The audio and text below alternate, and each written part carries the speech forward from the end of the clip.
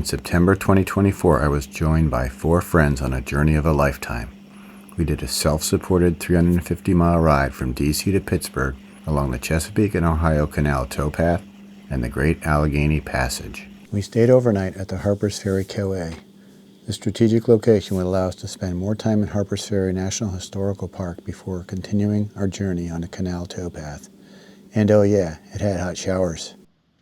Good morning. We woke up to 57 degrees and fog this morning at the Harpers Ferry KOA. The tent is pretty wet inside and out. Mike is trying to repair Greg's shoes. The sole was coming off and he was trying to hold it together with tape. This would be the second of several issues we had to overcome on our journey. The previous night, Greg broke a tent pole. Fortunately, the emergency pole splint worked like a charm and got us through the entire trip. We were finally on our way after another late departure. The KOA had excellent facilities, but also had the least level tent site of the trip. Bolivar Heights was our next stop. In September of 1862, the second year of the Civil War, Confederate General Robert E. Lee ordered Stonewall Jackson to attack the Union forces at Harpers Ferry. Jackson's force of 14,000 Confederates outnumbered and defeated the Union forces at Bolivar Heights. Trapped between North and South, Harpers Ferry changed hands 8 times during the Civil War. We visited the Camp Hill area. Here we see Anthony Hall. Built in 1848 as the Armory Superintendent's Home, it was used as officers' quarters during the Civil War. It was conveyed to Storer College in 1869. Storer College started as a small one-room missionary school for former slaves. After 88 years, the college closed its doors in 1955. The Morrell House was built in 1858 as quarters for the Armory Paymaster's clerk and his family. The Brackett House was built in 1858 and served as the home for the Armory Superintendent's clerk. Harper's Cemetery is the final resting place of the town founder, Robert Harper.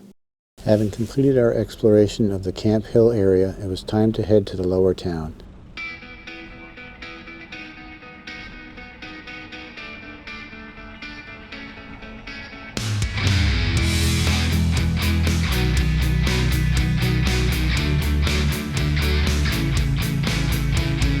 The best place to lock up our bikes was at the park's shuttle bus stop. Parking is very limited in Lower Town, and the NPS offers free shuttle bus service from the park's visitor center 2 miles from here. We explored the period shops and exhibits in this historic 1800s town.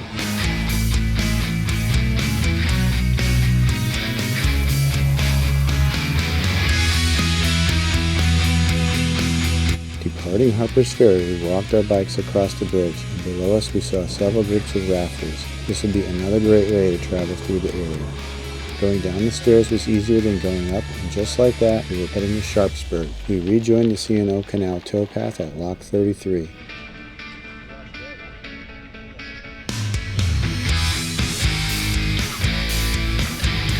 "12:30 now. We've departed Harpers Ferry.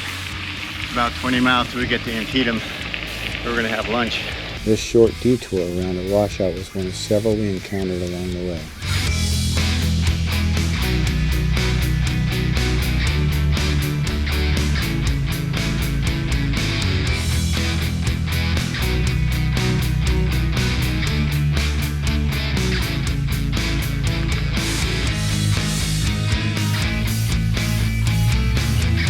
Built in 1834, the Antietam Aqueduct is the 5th of 12 aqueducts on the C&O Canal. The 140-foot structure has 3 elliptical arches constructed of limestone. It was heavily damaged by Jubal Early's Confederate forces in 1864.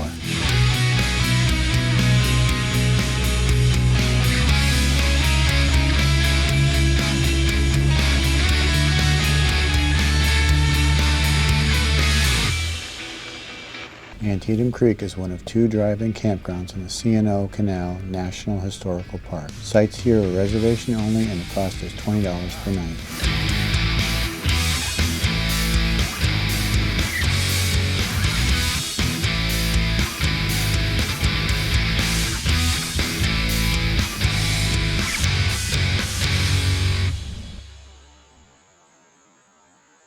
We reached Lock 38, Shepherdstown River Lock. The lock at this location allowed traffic from the Virginia side of the river to enter the canal system.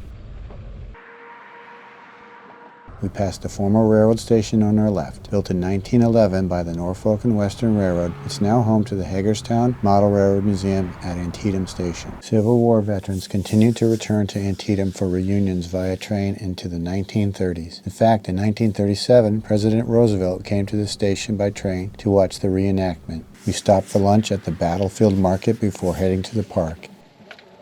Antietam is known as one of the bloodiest one-day battles of the Civil War. On September 17, 1862, Confederate troops led by General Robert E. Lee engaged Union troops led by General George B. McClellan in a fierce battle. After 12 hours of battle, there were nearly 23,000 casualties on the field at Antietam. The Union victory would provide President Abraham Lincoln the opportunity to announce the Emancipation Proclamation. Drucker Church, home of the pacifist German Baptists, was the focus of Federal fighting in the morning.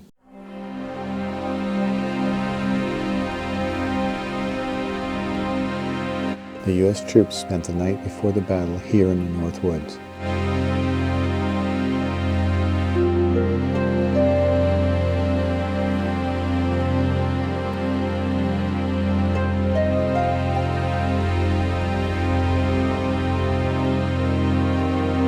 This 24-acre cornfield saw some of the most horrific fighting. Troops from both sides exchanged fire for 3 hours.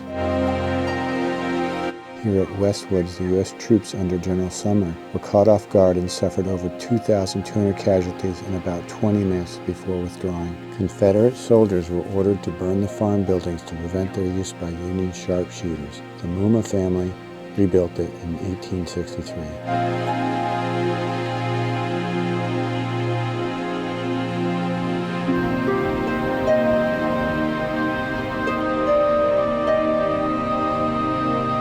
Here, outnumbered Confederate troops held off the Union advance for nearly 3 hours before falling back. When the Union troops arrived, they were horrified by the carnage.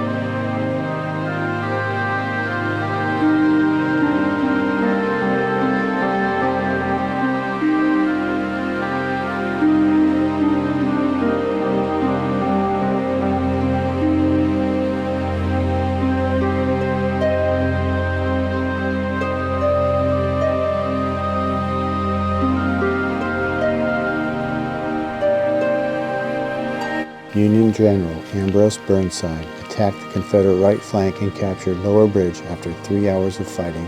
After securing Lower Bridge, General Burnside continued pushing back the Confederate right flank to here. However, Confederate reinforcements that arrived from Harpers Ferry drove him back to Antietam Creek.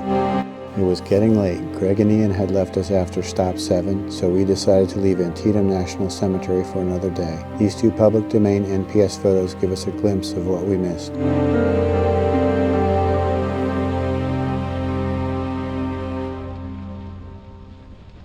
Well, we're about a mile from camp. It's been a long day, 2 national parks, 20 plus miles on the Chesapeake and Ohio Canal. Definitely a cool day today. We arrived at Big Woods Hiker-Biker Campsite at dusk. Thanks for watching, and please subscribe so you don't miss day 4 of our adventure. On day 4, we rode 49 miles from Big Woods Hiker-Biker Campsite to the C&O Bicycles bunkhouse in Hancock. Highlights include Dam 4, the Cedar Grove Mill, Williamsport, Cushwa Basin, Conococheek, Licking Creek and Tonaway Aqueducts, Big and Little Pool Lakes, and Fort Frederick State Park.